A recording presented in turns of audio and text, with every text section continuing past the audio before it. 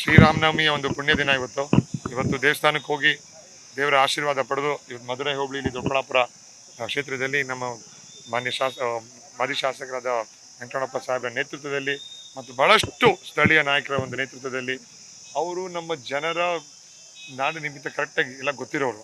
So ಅವರ ಒಂದು ಇದರಲ್ಲಿ ಇವತ್ತು ಕಾರ್ಯಕ್ರಮ ಶುರು ಮಾಡಿದ್ದೀವಿ. ಮುಂಬರುವ ದಿನಗಳಲ್ಲಿ ದೊಡ್ಡಬಳ್ಳಾಪುರ ನಮಗೆ ಎಲ್ಲ ಕ್ಷೇತ್ರದಲ್ಲಿ ಹೈಯೆಸ್ಟ್ ರೇಟ್ ಕೊಡುತ್ತೆ ಅಂತ ಒಂದು ನಂಬಿಕೆ ಇದೆ. ಜನರ ಸ್ಪಂದನೆ ನೋಡ್ತಾ ಇದ್ದೀವಿ ಇವತ್ತು. ಸೊ ಅದನ್ನು ನೋಡಿ ಇನ್ನೂ ಶಕ್ತಿ ತುಂಬ್ತಾ ಇದೆ ನಮಗೆ. ನಮ್ಮ ಕಾರ್ಯಕರ್ತರಿಗೂ, ನಮ್ಮ ಮಹಿಳೆಯರಿಗೆ, ಯುವಕರಿಗೆ ಹೆಚ್ಚಾಗಿ ಅವರಿಗೆ ಕಾಂಗ್ರೆಸ್ ಪಕ್ಷದ ಕಡೆ ಒಲವು ಜಾಸ್ತಿ ಆಗಿದೆ. ಬಹಳಷ್ಟು ಇವತ್ತು JDS ನಾಯಕರು, ನಮ್ಮ ಮಾಜಿ ಶಾಸಕರ ಒಂದು ಒಲವು ತೋರಿ JDS ನಾಯಕರುಗಳಾಗಿರ್ಬೋದು, BJP ನಾಯಕರುಗಳಾಗಿರ್ಬೋದು ಮತ್ತು ಸೇರ್ಪಡೆಗಳಾಗ್ತಾ ಇದ್ದಾರೆ. ಮೊದಲನೇ ಕಾರ್ಯಕ್ರಮ ಇದು. ಮುಂಬರುವ ಇಡೀ ದಿನದಲ್ಲಿ ನೆಕ್ಸ್ಟ್ 2-3 ಗಂಟೆಯಲ್ಲಿ ಇನ್ನಷ್ಟು ಕಾರ್ಯಕ್ರಮಗಳು ಮಾಡ್ತಾ ಇದ್ದೀವಿ. ಅಲ್ಲೂ ಬಹಳಷ್ಟು ಸೇರ್ಪಡೆಗಳು ರೆಡಿ ಆಗಿದೆ.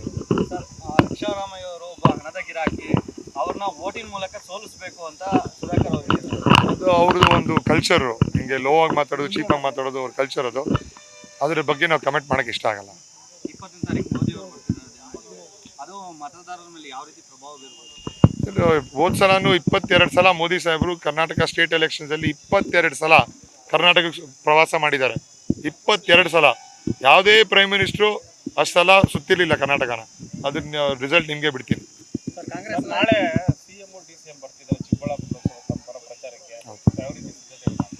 ನಾವು 2 ಕಡೆ ರೋಡ್ ಶೋಗಳು ಮಾಡ್ತಾ ಇದ್ದೀವಿ, 2 ಕಡೆ ಸ್ಟೇಜ್ ಶೋಗಳು ಮಾಡ್ತಾ ಇದ್ದೀವಿ. 4 ಕ್ಷೇತ್ರದಲ್ಲಿ CM ಅವರು ಬರ್ತಾ ಇದ್ದಾರೆ. DCM ಅವರು ಇನ್ನೊಂದು ದಿನ ಮೋಸ್ಟ್ಲಿ ಬರೋ ಕಾರ್ಯಕ್ರಮ ಇದೆ. ಯಾಕಂದರೆ ಸ್ವಲ್ಪ ಅರ್ಜೆಂಟ್ ಪ್ರೋಗ್ರಾಮ್ ಬಂದಿರೋದಕ್ಕೆ ಮೋಸ್ಟ್ಲಿ ಮೈಸೂರು ಕಡೆ ಇಲ್ಲ ಬೀದರ್ ಕಡೆ ಹೋಗ್ತಿದ್ದಾರೆ.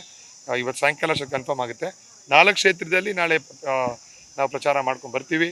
CM ರವರು ಮತ್ತು DCM ರವರ ಎಲ್ಲ ಈ ಪ್ರಣಾಳಿಕೆಗಳು ಜನರ ಮನೆಗೂ ಮುಟ್ತಾ ಇದೆ. ಕೋಟ್ಯಾಂತರ ಜನಕ್ಕೆ ಡೈರೆಕ್ಟ್ ಬೆನಿಫಿಟ್ ಆಗ್ತಾ ಇದೆ. ನ್ಯೂಸ್ ಫಸ್ಟ್ ನಿರ್ಭೀತಿಯಿಂದ ನಿಮ್ಮ ಪರವಾಗಿ.